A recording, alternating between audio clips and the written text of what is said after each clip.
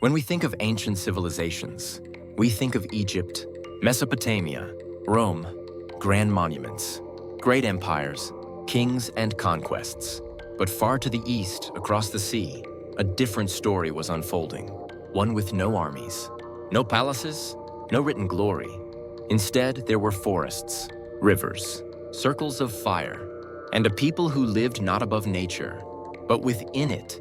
They left no pyramids, no walls, no war chronicles, but they did leave something else, something harder to see, a way of being, a spirituality so deep, we almost forgot it existed.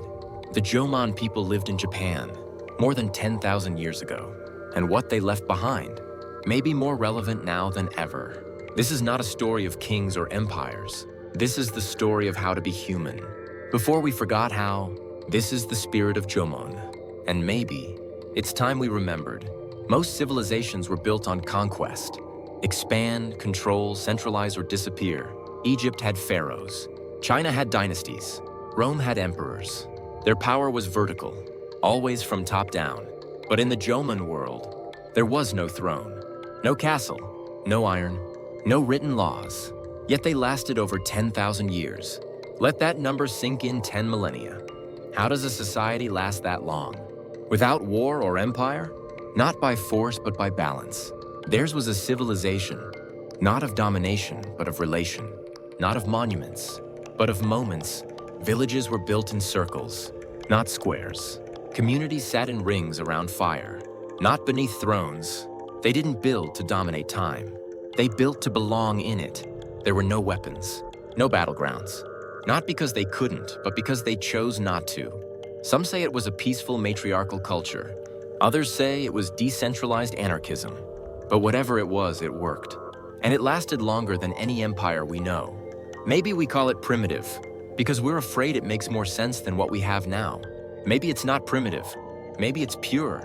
The Jomon people didn't conquer nature.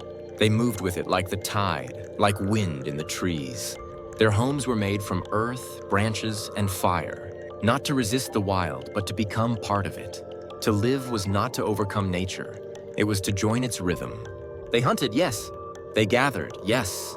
But always with limits, always with prayer. Take only what you need. Give thanks. Give back. Every animal had spirit.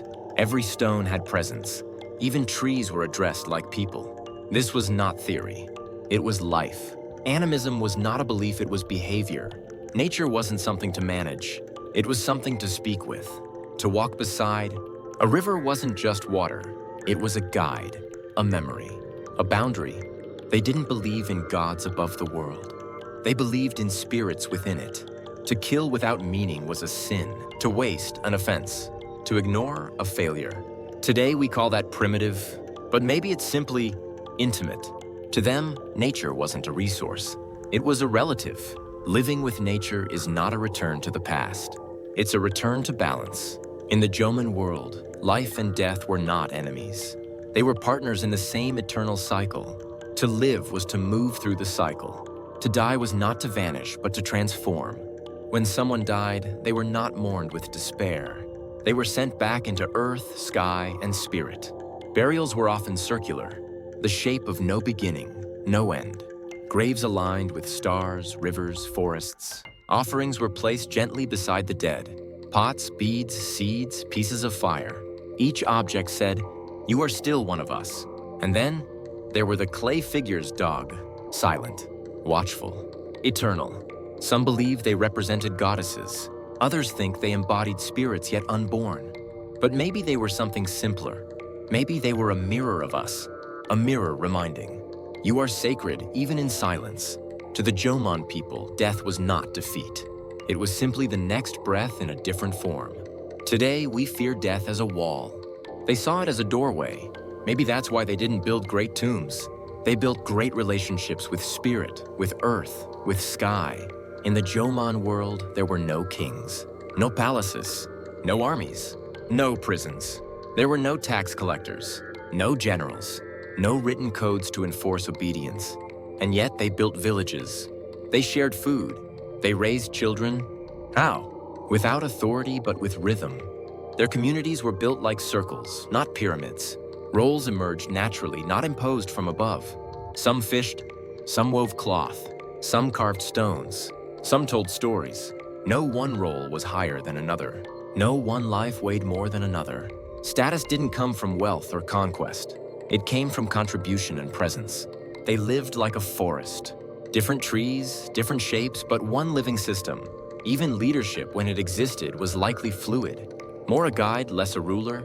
This wasn't utopia.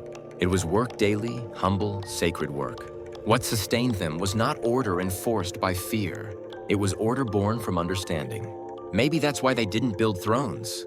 They built fires and sat together. Today we live in steel towers. We swim in a sea of information.